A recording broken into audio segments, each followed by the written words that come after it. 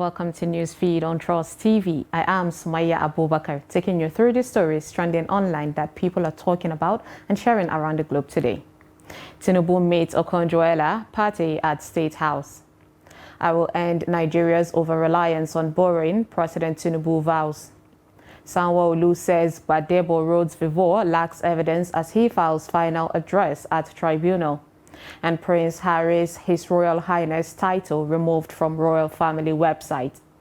Now, top of what's trending today, we have President Bola Ahmed Tinubu on Tuesday, August 8, met with the Director General of the World Trade Organization, WTO, Dr. Ngozi Okonjo-Iweala at the State House in Abuja. The WTO Director General was accompanied to the presidential villa by Dr. Ali Pate, one of the president's ministers designate. Addressing State House, correspondents after the meeting said her meeting was private. This was not really an official WTO mission, but we were able to engage with Mr. President to talk about what are the kinds of programs that could be put in place to make sure that we had a conversation on trying to look at community and grassroots programs that can be put in place to create jobs for young people, trying to support women and children who are those who are bearing the brunt of some of the sufferings in the country, she said. She said that they also talked about long-term investments in several sectors, including the pharmaceutical industry. Also speaking, Dr. Ali Pate, the president, is likely or actively working to ameliorate the suffering of Nigerians. He said the difficulty is transitory as the president is committed to all intervention measures. He also spoke on plans to promote grassroots programs to support women and youths and to prioritize health, particularly health insurance and primary health care. In June 2023, Tinubu and Okonjo-Iweala met in France at the Global Pact Summit in Paris, hosted by President Emmanuel Macron. Okonjo-Iweala served twice as the Nigerian's finance minister between 2003 and 2006, as well as from 2011 to 2015, the first woman to hold the position. A netizen commented, those people that tweeted badly against Okonjo-Iweala for not snapping with Tinubu during the summit should cover their faces with shame. Rich people don't have time for bigotry, only the poor do. Another said, we need her now. Please come back and save our currency, our naira. Another person wrote, beautiful in all, let's help our economy. Time to make it work. Indeed. Next on what's trending, we have President Bola Ahmed Tinubu, who has vowed to end Nigeria's over-reliance on borrowing to finance public spending. Speaking at the inauguration of the Presidential Committee on Fiscal Policy and Tax Reforms on Tuesday, August 8, the president said the consequences of the ongoing failure of our tax regime are real and significant. The inability of the government to efficiently raise revenue has led directly to an over-reliance on borrowing to finance public spending. A government that cannot properly fund itself will also lack the flexibility of fiscal scope to sensibly manage the economy or respond to external shocks. Instead, debt service begins to consume an ever greater portion of the government's already mega revenues. This traps the economy in a vicious cycle of borrowing simply to service previous debt and leaves also no scope for socio-economic development. Now, as president, I am determined to end this cycle. On the day of my inauguration, I promise that my administration will address all of the issues impeding investment and economic growth in Nigeria. Our target is to improve Nigeria's revenue profile while making the business environment more conducive and internationally competitive. Our aim is to transform the tax system to support sustainable development while at the same time achieving a minimum of 18% tax to GDP ratio within the next 3 years, the president said. A netizen said, you will, yet you haven't done nada. That is what happens when you take what belongs to Caesar. A lady said, that was how you said the poor will breathe. Until now, they are still suffocated even more than before. A guy opined, but this government started with borrowing $700 million. Next on what's trending, we have Lagos State Governor Babajide Sanwo-Olu and his deputy, Dr. Obafemi Hamzat, have asked the Lagos State Governorship Election Tribunal to dismiss the petition filed by the governorship candidate of the Labour Party, Gbadebo Roads Vivor, saying that he lacks evidence to prove his claim.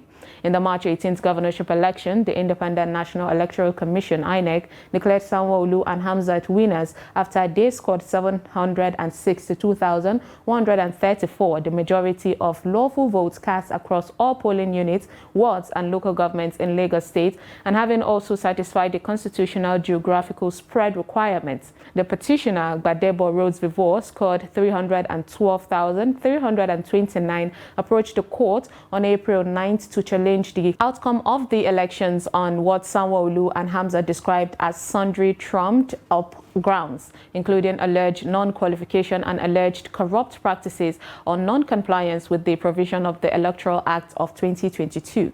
In a 43-page final written address filed on July 22nd, Sanwo-Olu and Hamzat asked the tribunal to also note the petitioner's lack of seriousness for the petition, as he neither filed a witness statement nor appeared in person to prove his own case. Sanwo-Olu also submitted that no evidence had been put before the Justice Arum Ashum panel to sway its mind that the votes cast for the APC governor were not lawful or that the election was not conducted in substantial compliance with the relevant laws. A netizen said, "Your Excellency, sir, we all saw the evidence, but some people can't come out to speak their truth. What a country."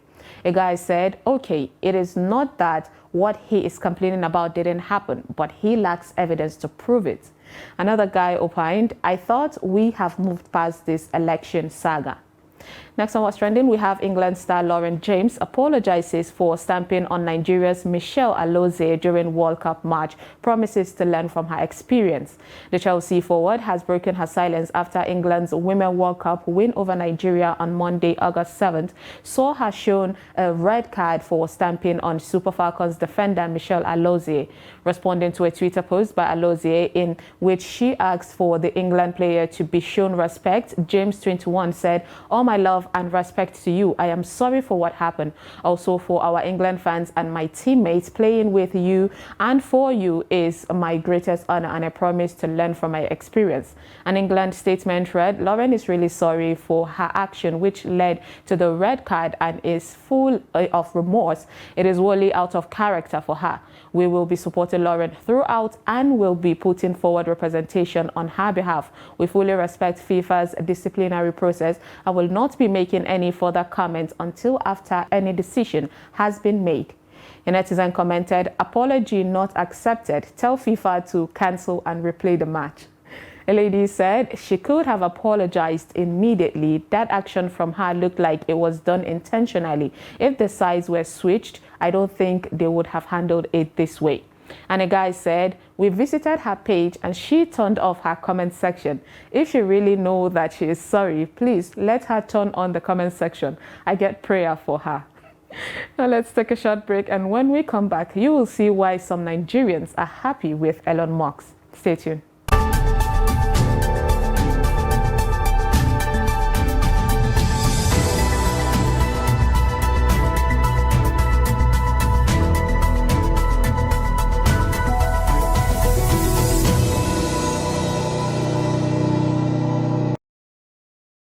Welcome back. It's News Feed.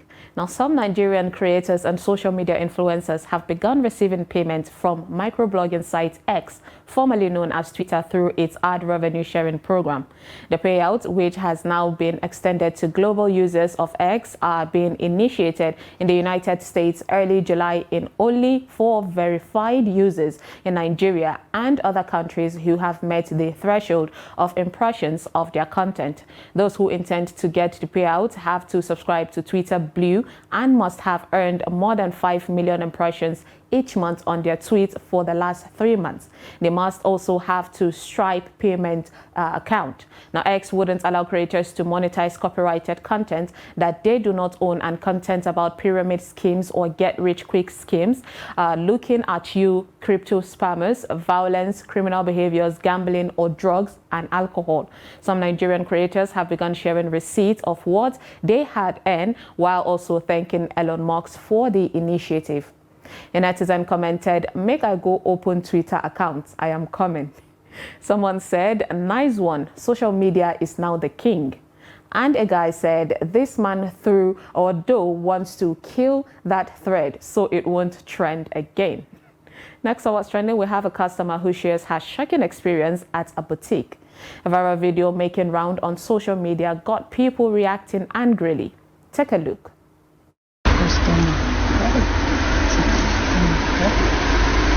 They sell for shop. That's what they sell for shop. Live in shop like this. Customer.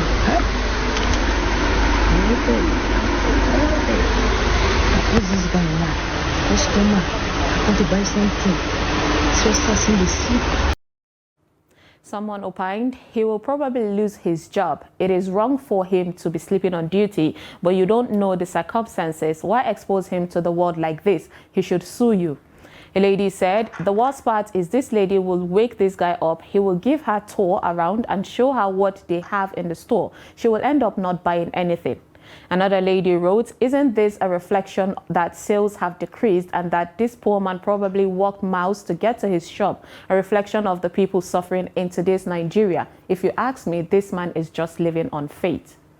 Next on What's Trending, we have Prince Harry's His Royal Highness title has finally been removed from the royal family website 3 years after it was agreed that he will lose it in the Brexit agreement. In 2020, the successors stepped down as senior members of the royal family.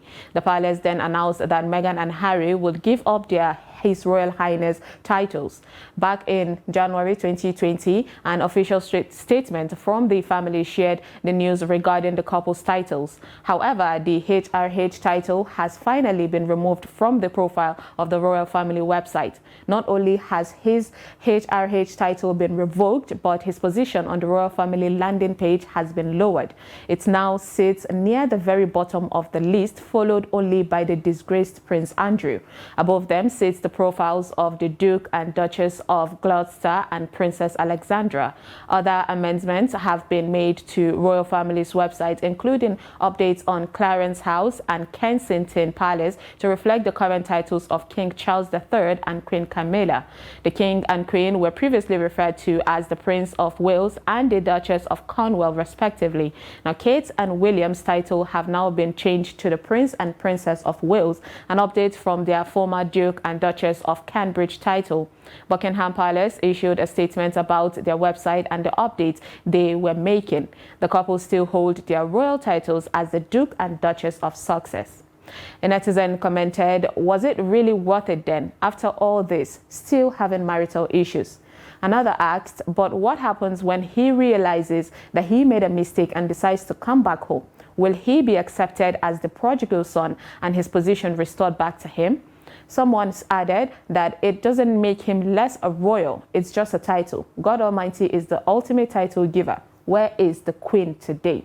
Next on What's Trending is, of course, onto a funny video of a girl who seems like she is auditioning for a role in Mission Impossible. Take a look.